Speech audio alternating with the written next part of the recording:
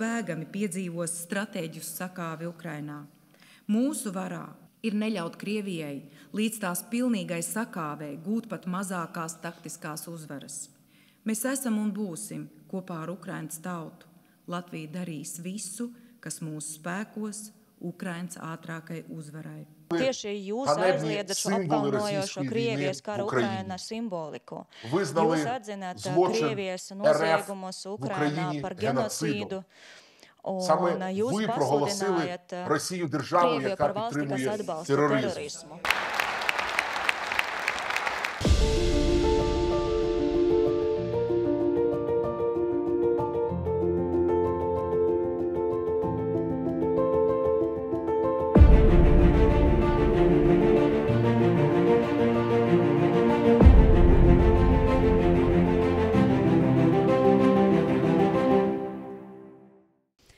Ja Krievija savu ceļu bruņo asiņainos melos, tad Ukraina liek pretī patiesību, kuru tvērusi fotografija.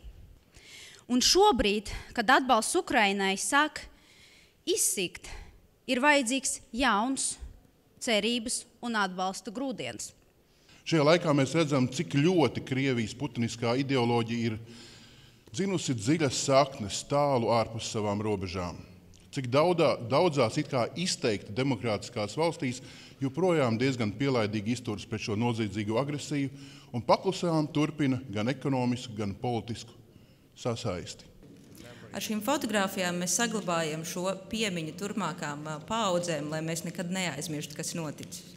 Fotogrāfijās redzam drosmīgus karavīrus, arī kritušos, un mums arī jāatcerās, ka par katru kritušu karavīru ir arī 10 civiliedzīvotāji, kas ir gājuši bojā, zaudējuši ģimenes, zaudējušas mājas, un staigājot pa Rīgu, redzot atbalstu, man ir tiešām milzīgs gandarījums par to, ka plaši tiek atbalstīti mūsu tautieši, kas ir daudz zaudējuši.